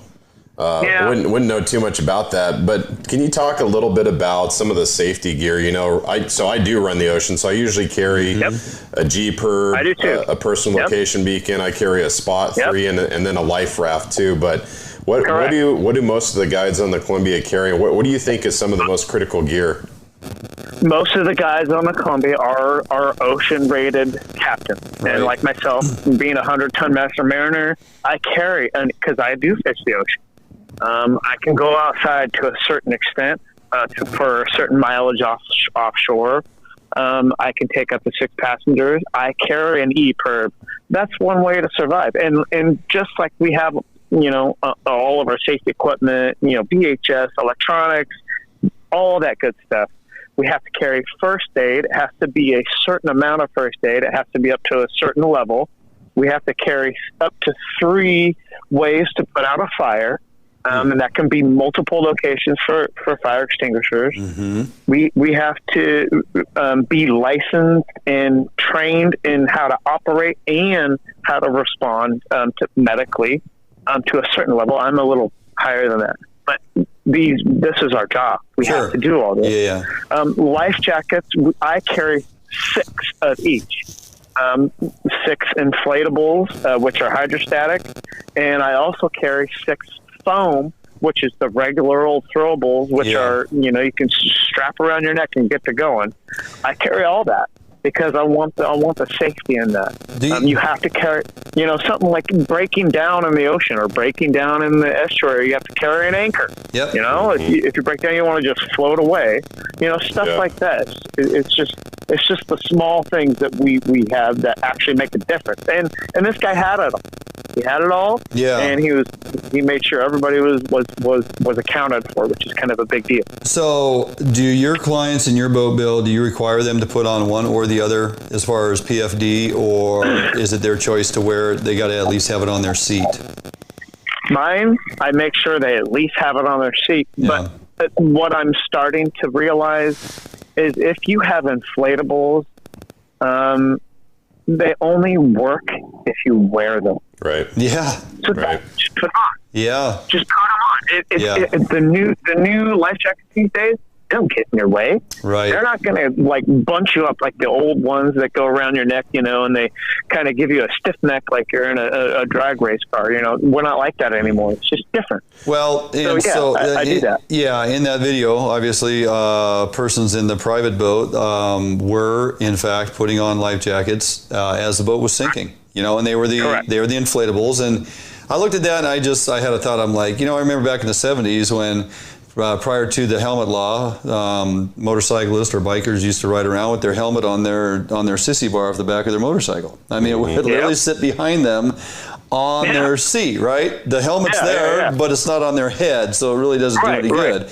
Kind of the same thing with a life jacket. If it's on your seat, and I'll be the first to admit, I don't always put it on, though. There's days out there in the Columbia, I'm like, you know what, guys, put them on today. You just never know. There's a lot of boats out here. No, we got a lot of white caps going on with that west wind or whatever it is, right? But those inflatables really don't get in your way or hinder you in any way getting through your day, fighting fish or enjoying your day. And things happen fast. Look how fast those boats sank after they came in contact with each other. It took literally, guys. I mean, they were up. He hit, and you're like, oh crap. Okay, the boat's on there. They can get off, right? Yeah. Wrong. You start. He turned on his bilge pumps. That wasn't going to work. Right. And once it started filling, it took less than 10 seconds. Yeah, it was done. Yeah. Well, so the thing that I really think about is when that collision happened, and you noted they put their life jackets on. But can you imagine if that collision caused somebody to be knocked unconscious, incapacitated, and fall into the water? That's the scary part. And that would have been game over for that individual. Potentially. That's the scary part. Right.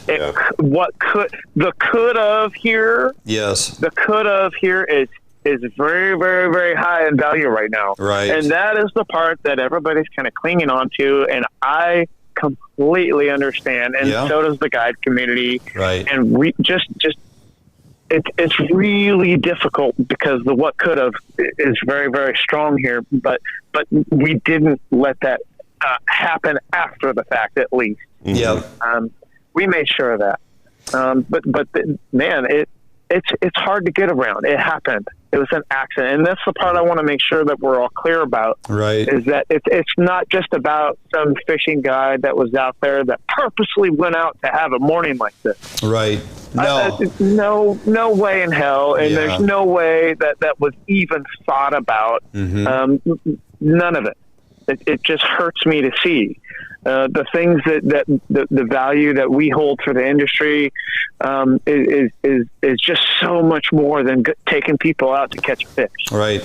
Yeah, it really is. A valid point. I think I saw a video yesterday. Pro had posted up that his second boat was up and being towed in by Coast Guard. Did they recover both boats? Do you know the update? Oh, yep. It was actually the All Coast Towing and Recovery Company that was hired to do the job, and they did amazing. They went down there, they put the chains down there, and then the guy just free dives down there and goes in and attaches airbags to get it to the surface at least. And then once they start towing it, he'll go back into the vessel and pull the plug, and all the water will come out. So were the boats basically just on the bottom? The current wasn't pushing them downriver. They just kind of they moved a couple hundred feet from the strong outgoing. But once you got to understand that sand moves, and just like when you're at the beach, right? Your feet sink into the sand if you sit there. Well, the boats, once they settled, they weren't moving, and that's even with a big tide or what they were there. That's crazy. And they were right where they were back. Well, there you go. Big anchor. Exactly. Well, fortunately, they got them both back, and they'll be salvageable to a point. So, good news. They will be. Yeah, good news on that front for sure. And as we mentioned, going into this thing, everybody was extracted out of the water, no major injuries, and everybody's okay. That's right.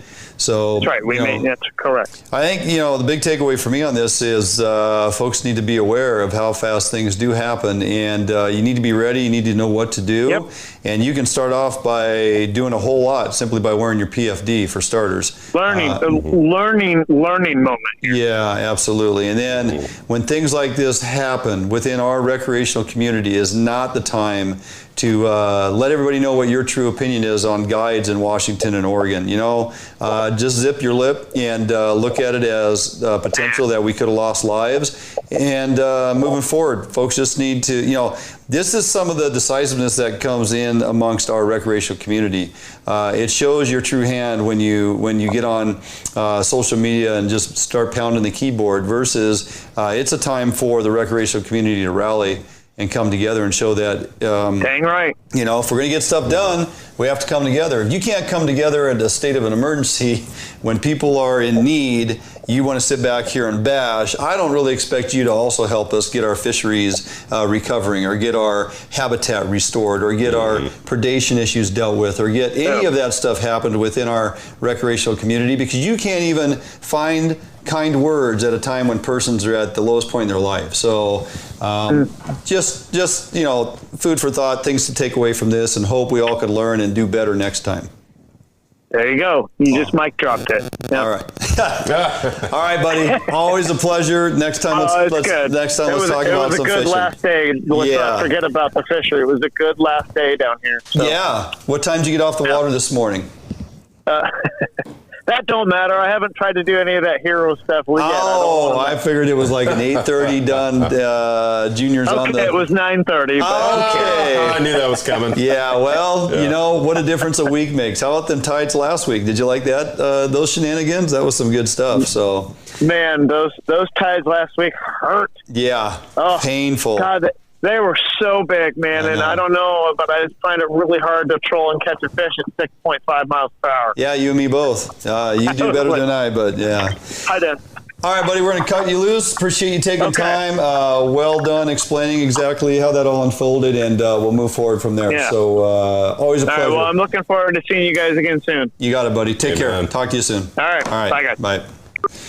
All right, there you have it, Tommy. That's kind of the gist of it, of what happened, and nice that Bill was there to lend a hand and give us a first-hand look at what truly went down. So, I just think that I don't know how many boats were in that small football field they had going on there, but in the ocean, when I said the ocean, I wasn't talking about running right outside the Columbia and fishing the beach. I was talking about going offshore. You don't always have that luxury. Yeah. And so you have to be completely self-sustained offshore if something happens, and it's a completely different story and situation. Correct. So yep.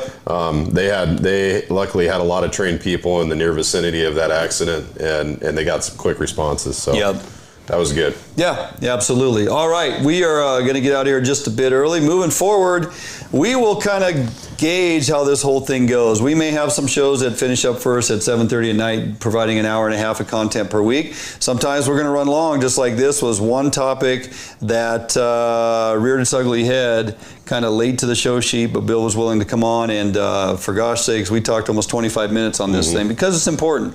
And so typically we're not going to do that. We're going to stick to our time frames and get you guys a lot of relevant information out quickly and get you out of here and on the road by 7:30. But and we're also going to try to increase the amount of time that we talk about tuna. I think tonight it was 7 minutes and 31 seconds. It had to be more than that. We did 2 segments on tuna. No, we need more. Okay, more tuna talk with Tommy next Thursday. That's right. Next Thursday. More tuna talk with Tommy next Thursday. We'll do it right here again next Thursday, 6 p.m. Fish Hunt Northwest. Make sure you stay relevant throughout the week on our Facebook page. Invite all your friends to like our Facebook page. Jump over to our YouTube channel. Give us a subscribe there. Make sure you never miss any relevant and new information. Again, we'll be back next Thursday, 6 p.m. right here, Fish Hunt.